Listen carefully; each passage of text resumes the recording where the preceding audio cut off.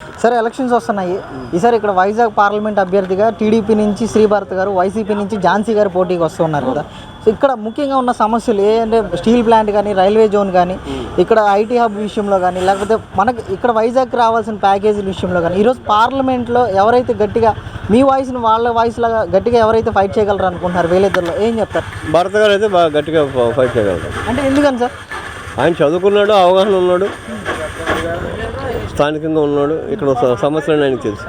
అంటే ఓడిపోయారు కదా సార్ గత ఎన్నికల్లో, 5 ఏళ్ళ నుంచి ఈ ప్రాంతంలోనే ఉన్నారా మరి ఆయన? అవును, ఇక్కడే ఓడిపోయినా ఇదే అందం ఇక్కడే అంట పెట్టుకొని ఇక్కడే ఆయన ఇది మెడికల్ క్యాంపులో పెట్టుకుంటూ జనాలకి చాలా సేవ చేస్తూ చాలా ఉచితంగా చాలా ఆపరేషన్లు చేయించి చాలా సేవ చేశారు ఆయన.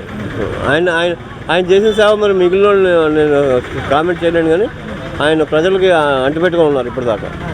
సార్ మరి ఇక్కడ గతంలో గెలిచిన ఎంపీ ఎంఈవి సత్యనారాయణ గారు మరి 5 ఏళ్ళ నుంచి ఈ వైజాగ్ పార్లమెంట్ పరిధిలో ఉన్న అందరికి ఏమన్నా న్యాయం చేశారంటారా? ఏంటి అసలు?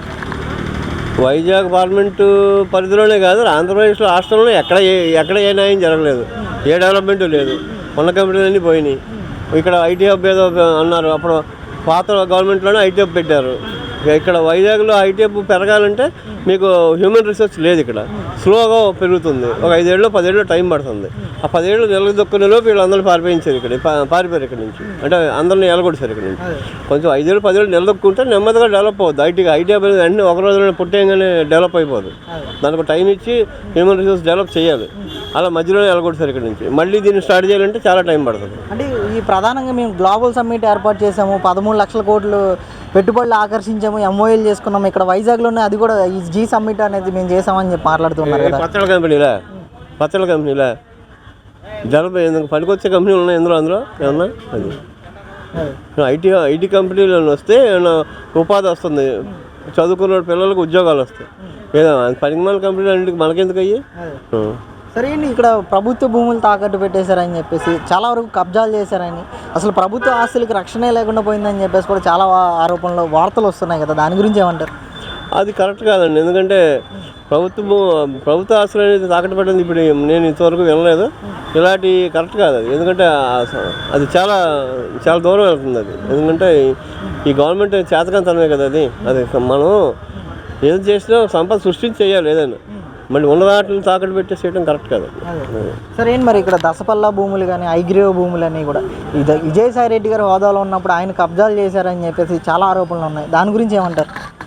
కబ్జాలు విన్నామండి, అంటే మనం చూడలేదు కదా, కానీ విన్నాం. చాలా వరకు బయట అదే అనుకుంటున్నారు. మేము మరి చూడలేదు కాబట్టి మనం ఎవరు చేశారనేది వాళ్ళైతే జరిగినాయి. సరే అంటే ఇక్కడ ఎంవివి సత్యనారాయణ గారు ఫ్యామిలీ మొత్తం కిడ్నాప్ అయిందని చెప్పేసి కూడా చాలా చూసాం మనం. అంటే ఎలా అనిపిస్తుంది సార్ అసలు, దాని గురించి ఏమంటారు? దాని గురించి మనకు తెలియనప్పుడు మనకు అవగాహన లేదండి. దాని గురించి అది చెప్పలేదు. అది మరి మనకు తెలియదు కూడా మనం ఏం చెప్పగలం? అక్కడ ఏం జరిగిందో మనం ఏం చేయగలం? మనం చూసాం అది ఏమన్నా. వాళ్ళకి ఏమేమి ఉన్నాయో మనకేం తెలుసు. సార్ మరి ప్రధానంగా ఇక్కడ గంజాయి వాడకం పెరిగిందని చెప్పేసి, డ్రగ్స్ కూడా వేల కేజీల్లో దొరుకుతున్నాయని చెప్పేసి కూడా వస్తున్న వార్తలు, దాని గురించి ఏం మాట్లాడతారు? చాలా దారుణం అండి. వ్యవస్థలు పాడైపోయింది. ఇక్కడ ఎవరు పోలీస్ వ్యవస్థ అసలు నాశనం అయిపోయింది. అసలు పట్టించుకునే నాదులే లేడు. క్రైమ్ పెరుగుతుంది, డ్రగ్స్ పెరిగినాయి, గంజాయి దాకా నైట్ పూట నేరాలు జరుగుతున్నాయి. అసలు దాని మీద దృష్టి తీసేసి ఏదేదో పనికిమాల వాళ్ళందరినీ లోపలేసి పనికిమాల కేసులు లోపల పెడతారు తప్ప ఇలాంటివన్నీ పట్టించుకొని ఇలాంటి కంట్రోల్ చేసే వ్యవస్థ ఇక్కడ కనబడతలేదు. పోలీస్ వ్యవస్థ నిర్వీర్యం అయిపోయింది. ఈసారి ఇక్కడ వైజాగ్లో ఉన్న సమస్యలు కానీ వీటన్నిటి మీద కానీ గట్టిగా ఎవరైతే ఫైట్ చేయగలరని అనుకుంటున్నారు, అసలు ఏం చెప్తారు? ఎవరు మంచిగా ఉంటే వాళ్ళకే ఓటేస్తారు.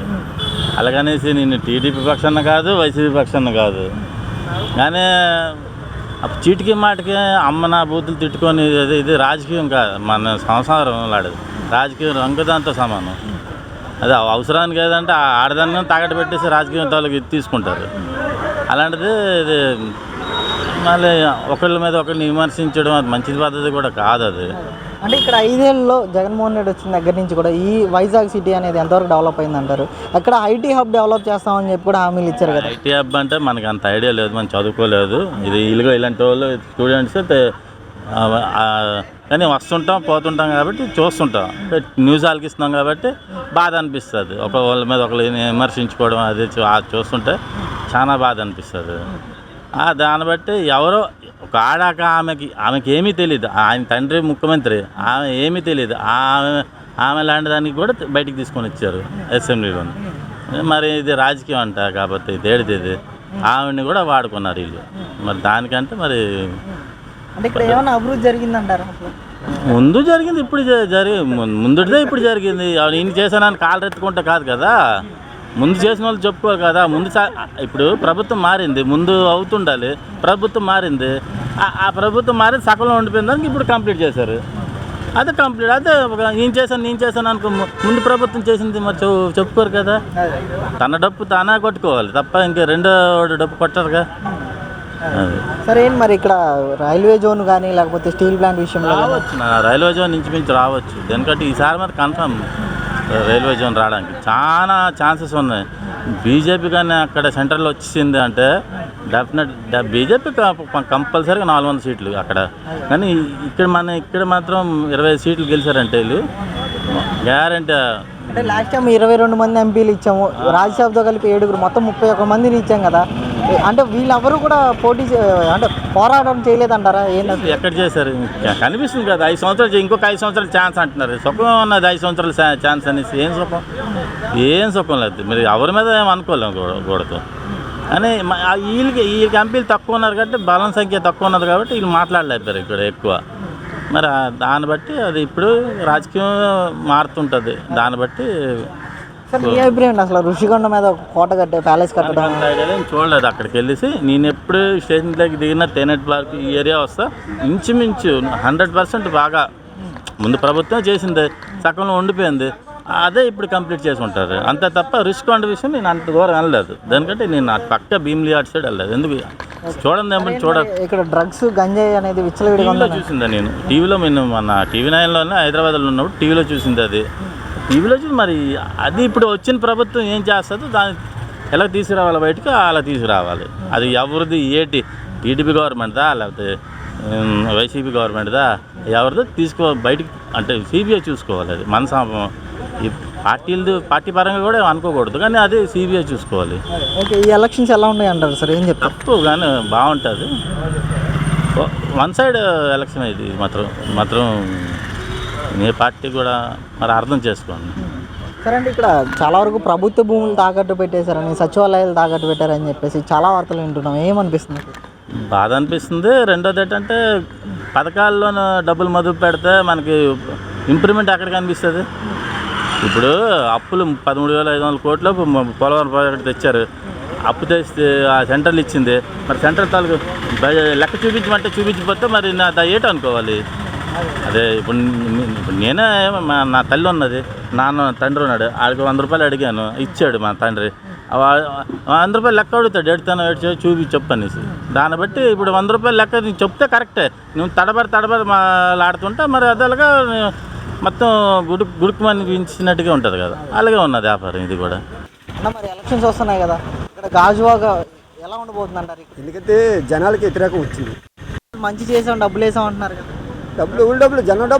జనం డబ్బులే ఇస్తానండి. ఆయన ఏమో ఇంట్లో నుంచి పెట్టలేదు. మామూలుగా ఆయన మన కడ తీసుకునే డబ్బులు ఆయన 9 రూపాయలు లొక్కేసి రూపాయి పంచబెడతాడు. అంటే ఇక్కడ ఈ ఎన్నికల్లో ఇక్కడ పల్లా శ్రీనివాసరావు టీడీపీ నుంచి, వైసీపీ నుంచి గుడివాడ అమర్నాథ్ పోటీ చేస్తున్నారు కదా. వీళ్ళిద్దరి మధ్య పోటీ ఎలా ఉంటుంది అంటారు? గట్టిగా ఉంటుందండి, గట్టిగా ఉంటుంది. చూడడానికి దానికి ఛాన్స్ కూడా రోలర్ ఇవ్వదు. ఫ్యాన్ మట్టికి పడుకుంటుంది. ఏం మరి ఇక్కడ వైజాగ్ పార్లమెంట్ మొత్తం కూడా ఈసారి టీడీపీ నుంచి శ్రీభారత్, వైసీపీ నుంచి ఝాన్సీ గారు పోటీ చేస్తున్నారు. వీళ్ళిద్దరిలో ఎవరు వస్తే మన కోసం ఫైట్ చేయగలరు అంటారు? ఏం చెప్తారు? ఫైట్ చేయడం దాని గురించి ఏమి లేదండి. వాళ్ళు చెప్పేది వాళ్ళు చెప్తారు, చేసింది ఉండదు. ఈ ఎన్నికలు ఎలా ఉంటాయి అన్నారు? సప్గా ఉంటుందండి. అంటే జగన్మోహన్ రెడ్డి గారు నేనే గెలుస్తాను 175 అంటున్నాడు కదా. 175 అందరూ వేసేస్తే ఈయనంటే అక్కడ వేసేస్తారు.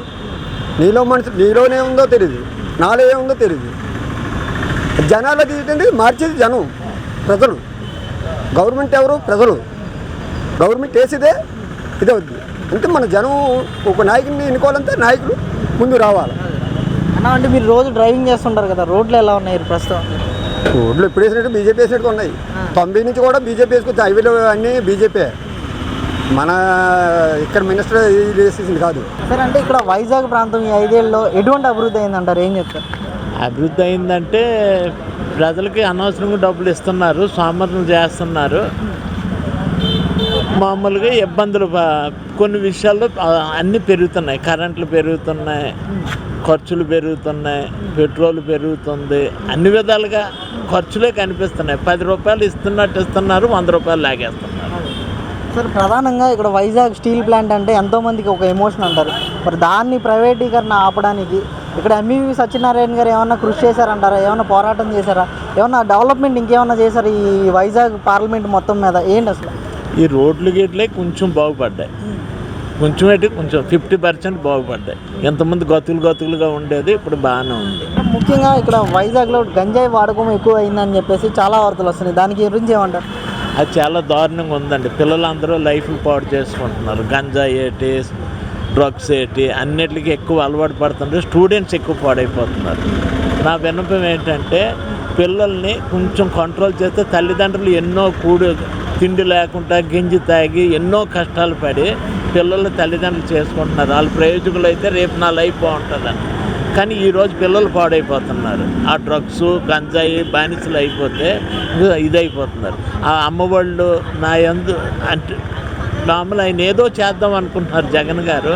కానీ అమ్మఒళ్ళు ఇవి అవి అనేసి ఇచ్చేసి సోమరిపోతం చేసి అవి తీసేస్తే ప్రజలు కూడా హ్యాపీగా పనిచేస్తారు, నిజమైన నాయకుడిని ఎన్నుకుంటారు. సరే, అంటే ప్రధానంగా ఇక్కడ వైజాగ్ విషయంకి వస్తే ఈ రోజున ఐటీ డెవలప్ చేస్తామా, ఐటీ హబ్ చేస్తామని నన్ను ఆటిచ్చినట్టు తెలుస్తుంది. మరి ఎటువంటి ఐటీ ఇండస్ట్రీస్ వచ్చాయంటారు ఈ 5 ఏళ్ళలో? ఏమన్నా ఐటీ ఉద్యోగాలు ఇచ్చారు? వచ్చినవే వెళ్ళిపోతున్నాయండి. ఐడియాలు వచ్చినవే వెళ్ళిపోతున్నాయి. ఎక్కడ అవుతున్నాయండి? చిన్నవేవో అటు సైడ్ మధురవాడ సైడ్ పెట్టారు. అవి కూడా ఏదో నామాత్రంగా ఉన్నాయి. అది చాలా కష్టపడి హైదరాబాదు బెంగళూరు సైడ్ వెళ్ళిపోతున్నాయి. చెన్నై సైడు అటు సైడ్ పెరుగుతుంది, కానీ ఇటు సైడ్ ఏం పైకి రావట్లేదు. సార్, మరి ఎలా ఉంటుంది అంటారు ఈ ఎన్నికలు అనేవి, ఏం చెప్తారు? ఈ ఎన్నికలు అనేది చాలా టఫ్గా ఉందమ్మా. ఇటు ఎవరు వస్తారన్నది ప్రజెంట్ చెప్పలేము, అంతా డబ్బు మహిమ అయిపోయింది.